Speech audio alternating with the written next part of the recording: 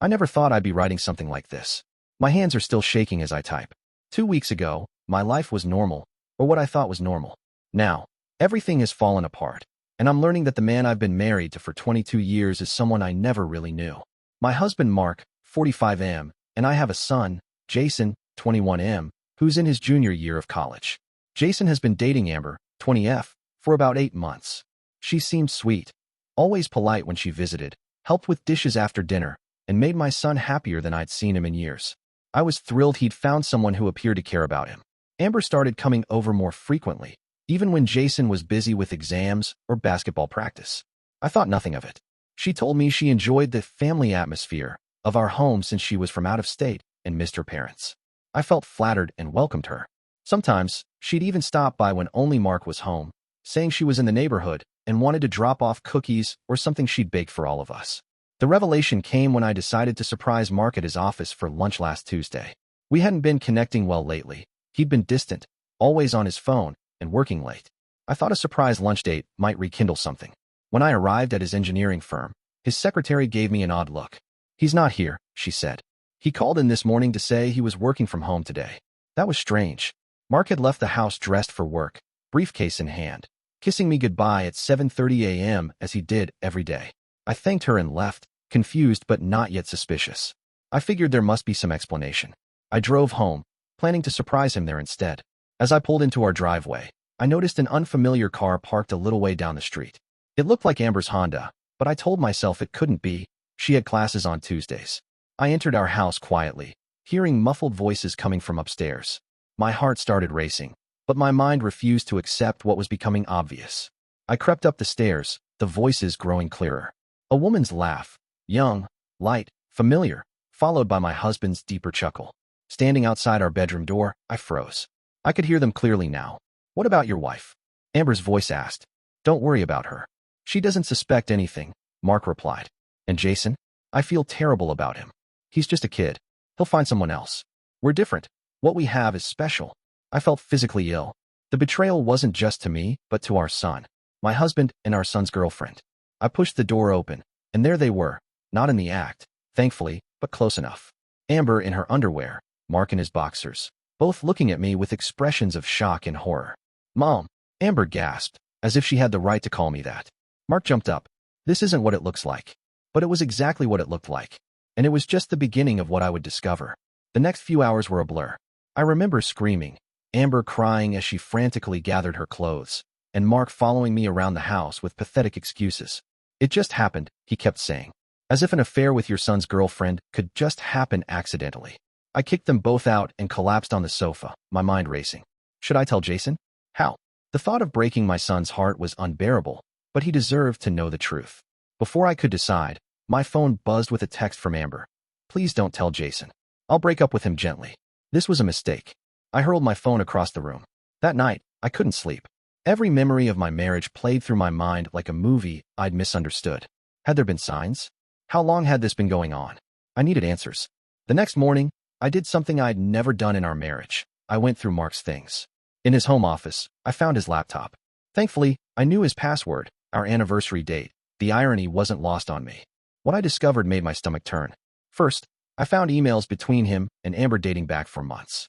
Their affair started just weeks after she began dating Jason. Mark had pursued her, not the other way around. He'd sent her messages while sitting next to me on the couch, while at Jason's basketball games, even on Christmas morning. But that wasn't all. His financial records revealed a pattern of deceit that spanned years. Mark had a secret credit card I knew nothing about. The statements showed hotel charges in our city on days he claimed to be working late, restaurant bills for two at places I'd never been, jewelry purchases that never made their way to me. There were also emails with women's names I didn't recognize. At least 3 different affairs over the past 5 years, all meticulously documented in his inbox. He hadn't even bothered to delete the evidence. The most damning discovery came when I found a folder labeled insurance. Inside were documents for a life insurance policy on me for $500,000 that I'd never signed. The beneficiary? Mark. The application had my forged signature. I was still processing this when my phone rang. It was Jason. "Mom," his voice cracked. "Amber just broke up with me. She wouldn't say why, just that she needed space. Do you know anything about this?" My heart shattered. I couldn't lie to him, but I couldn't blurt out the truth over the phone either. "Honey, I think you should come home this weekend. There are some things we need to discuss in person. It's Dad, isn't it? Jason's voice turned hard. I saw how he looked at her when he thought no one was watching. I was stunned. You suspected? Not really. I just noticed things. Dad offering to pick her up from campus when I was busy. Her mentioning advice he'd given her that I never heard about. Little things that didn't add up. He paused. Tell me the truth, Mom. I took a deep breath. Yes. I caught them together yesterday. The silence on the other end was deafening. Then, I'm coming home now. Today. After hanging up, I called a locksmith to change the locks and contacted a lawyer. While waiting, I continued my investigation, finding more evidence of Mark's double life. He had a separate email account where he'd been corresponding with a real estate agent about a condo purchase in another city. Was he planning to leave? Or setting? As Jason and I sat at the kitchen table going through the evidence, Mark started calling and texting both of us frantically. We ignored him. Jason's face grew harder with each revelation. The multiple affairs, the secret credit card, the forged insurance policy. But what broke him completely was discovering his college fund was nearly empty. He's been paying for Amber's apartment, I explained, showing Jason the monthly transfers from his college savings to an account in Mark's name, then payments to a property management company. He told me your scholarships covered everything, and we were saving the fund for grad school. Jason slammed his fist on the table. I've been working part-time and taking out loans because he said the money wasn't there. His voice cracked. I've been struggling to make ends meet while he couldn't finish. Around midnight, Mark showed up, pounding on the door, demanding to be let in. This is my house too, he shouted. You can't keep me out. I called the police. When they arrived, Mark put on his charming persona, explaining it was just a domestic misunderstanding.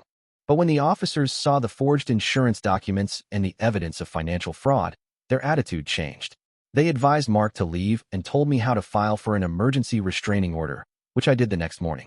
Word spreads quickly in small communities. By the end of the week, Mark's carefully cultivated image as the perfect family man and upstanding citizen was in tatters. His colleagues at work were avoiding him. Friends were choosing sides. Mark's parents, who I thought would support their son, showed up at our door with tears in their eyes. We failed him as parents, his mother said, hugging me. But that doesn't excuse what he's done to you and Jason. Meanwhile, Amber tried to contact Jason repeatedly, claiming she'd been manipulated by Mark. Jason blocked her number.